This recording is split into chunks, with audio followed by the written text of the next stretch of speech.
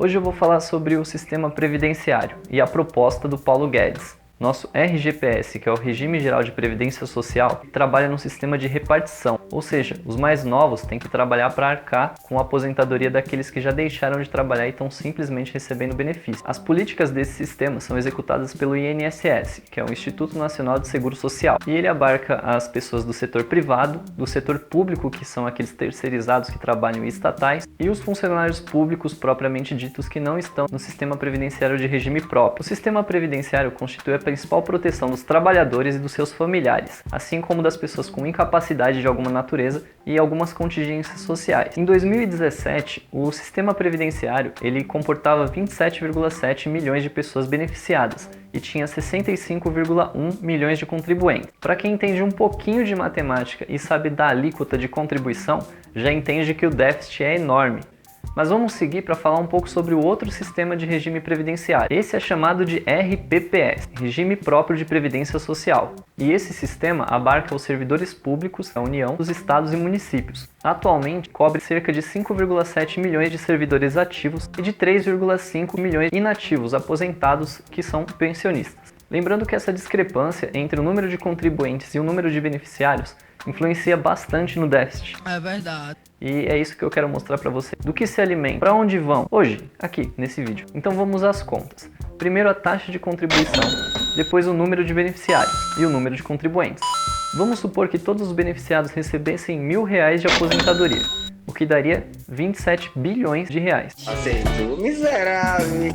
Em uma regra de 3 simples, você já consegue entender que para que não houvesse déficit algum, os 65 milhões de contribuintes deveriam dar, cada um, R$415. Porra, eu vou trabalhar imaginando que o mundo acabou. E você sabe o que tem na propostinha do Paulinho Guedes? Muito tem se falado sobre um sistema chamado capitalização. Nesse sistema, você contribui para si mesmo e todo aquele dinheiro seria acumulado, acrescido de juros, para que no futuro você tivesse acesso à sua aposentadoria. Eu vou tentar fazer a conta aqui e deixar claro para você, inclusive, que haveria uma redução da taxa de contribuição daqueles que recebem menos. Eu vou tentar exemplificar a condição do trabalhador que recebe o salário mínimo. Então vamos começar com a taxa que vai reduzir de 8% para 7,5%. Lembrando que esse dado foi divulgado há muito tempo, mas parece que não é tão interessante para aqueles que defendem os pobres mostrar os benefícios que eles teriam com a reforma da Previdência. Vamos aos cálculos. 998 a gente vai arredondar para 1.000. E aí a gente passa a fazer a alíquota de 7,5% mensal, ou seja, R$ 75. R$ 75 vezes 12 seria R$ 900. Vamos fazer durante 30 anos, então daria R$ 27 mil.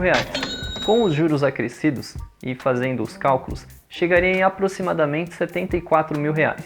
Isso sem contar as mudanças salariais e a utilização do sistema nocional, que seria o acúmulo do valor virtual que cada trabalhador teria, mas ainda assim esse dinheiro seria utilizado pelo governo para trabalhar no sistema de repartição. A questão é que nesse sistema nocional, que é o que é proposto pelo Paulo Guedes, o trabalhador teria condição de verificar exatamente o valor que ele teria quando se aposentasse, e não o sistema de capitalização com rompimento com o sistema de repartição, porque o Brasil quebraria de vez. Se a acumulação num regime de capitalização, num regime de poupança garantida, lá na frente, que deve dar muito mais do que o salário mínimo, se der menos, haverá a camada adicional de fraternidade para garantir o salário mínimo.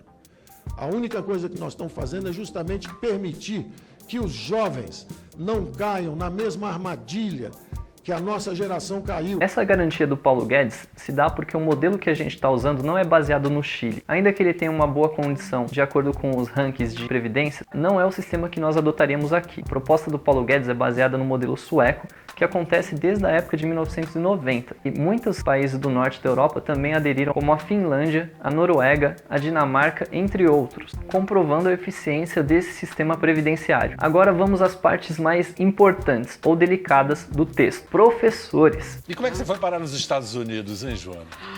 Foi depois. Foi depois, no doutorado, eu tive um convite para fazer o pós-doutorado em Harvard. Aí eu fui fazer o pós-doutorado lá. Que é a classe que eu faço parte, aparentemente. já que agora eu estou me formando e vou ingressar nessa área. E a gente acaba se fazendo a pergunta, quantos deles realmente leram a proposta para conseguir ser contra com tanta veemência? Eu não gosto de ler, tenho preguiça de ler. A proposta que o governo federal apresentou acaba com a distinção entre gêneros. A idade mínima de 60 anos e o tempo de contribuição de 30 anos devem valer para homens e mulheres das redes pública e privada de ensino. O texto enviado ao Congresso Nacional prevê que ambos os gêneros, a idade mínima para aposentadoria é de 60 anos de idade, ou então uma contribuição de no mínimo 30 anos, e mantém as exigências atuais de tempo de serviço público de 10 anos e no mesmo cargo por 5 anos. Então, isso é o que o texto prevê para os professores. Eu não sei o que vai acontecer daqui para frente, porque parece que só um reacionário, um ultradireitista, um fascista mesmo, sabe diferenciar um homem e uma mulher. Papo de biologia, eu acho que a gente está no século errado para discutir sobre isso. Então eu queria saber, para aqueles professores que acabam dizendo que a Previdência vai cortar direito e que vai deixar ele se aposentar com 90 anos, da onde vocês tiraram isso? Não sei. Como é que a gente, como professor, vai querer que o nosso aluno tenha paixão pelo saber, pelo conhecimento, que ele leia, se nem aquilo que influencia na sua vida você tem a capacidade de ler? Às vezes a sinceridade dói. Por que a idade mínima é importante? Pensa na situação de uma pessoa com 18 anos onde ela ingressa no serviço público. E aos 48 ela tem direito à aposentadoria. A taxa de sobrevida do Brasil ela é elevada. E ela teria muito mais tempo de benefício do que tempo de contribuição. Claro que essa não é a regra. Mas esses casos, eles têm de ser pensados, porque o déficit previdenciário, ele é acumulativo e não tem uma solução fácil. Além disso, é importante que você entenda que a taxa de sobrevida ela é similar em todas as regiões do Brasil. E o critério de sobrevida é porque é a taxa de idade que você tem, além da faixa etária de aposentadoria. E como gradativamente estamos aumentando esse dado, existe um dispositivo na proposta do Paulo Guedes que abarca essa situação, que diz que conforme o acréscimo dessa sobrevida, exista o aumento da data de aposentadoria. Lá na proposta do Paulo Guedes também há a diferenciação da aposentadoria no regime para policiais e também para aqueles funcionários de penitenciárias ou de medidas socioeducativas. E também para aqueles que são os principais deformadores da opinião pública em relação à Previdência. Quem? Os deputados! 40 anos de contribuição comprovada e 75 anos para homens e mulheres será a morte como escravo. Trabalho, trabalho, trabalho. Curiosamente, todos aqueles deputados que são os expoentes contra a reforma da Previdência estão registrados no sistema de Previdência Especial, aquele que faz com que ele se aposente com mais de 20 mil reais aí por mês. Esses são os que defendem os pobres, ou simplesmente os manipulam. Quem salva uma vida, salva o mundo inteiro.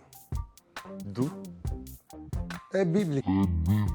Parece que essa proposta incomoda, já que ela limita o teto de aposentadoria daquelas vossas excelências que parecem brigar tanto pelos pobres. Vamos começar com Alessandro Molon, agora que ele faz parte do PSB, mas já fez parte do PT também. Na sequência, a gente tem Ivan Valente, que teve aí um confronto com Marcel Van Hatten e se provou um completo hipócrita, como a maioria das pessoas de esquerda. Érica Cocai, namorado da Fátima Bernardes. E não podemos esquecer do Zeca Dirceu, aquele que chamou o Paulo Guedes de tchutchuca. Como essa ligação dele tão medonha com os bancos incomoda ele, ele levantou, saiu, fugiu do debate mais uma vez, como já tinha feito na quarta-feira, inclusive agredindo a minha mãe, agredindo minha avó, que já é falecida, sem propósito algum, sem razão alguma. O ministro exaltou várias vezes, mostra que não tem habilidade, não tem equilíbrio para conduzir não só essa reforma criminosa, mas não tem equilíbrio para conduzir a economia do país. E o mais incrível desse episódio é que teve uma nota praticamente de repúdio do Leandrinho, do bonde do Tigrão. O cara deu no meio. Não acredito que eu vivi para ver um funkeiro fazer uma nota de repúdio contra um deputado. O Brasil não é para amadores mesmo. Puta que pariu. Eu espero ter esclarecido aí alguns pontos sobre a reforma da Previdência. Você que tem mais dúvidas, procure ler o projeto por si mesmo, procure outras fontes e fique esperto, porque tem muitos interesses em volta do cenário político atual. Então, se informe, espero ter ajudado. Valeu!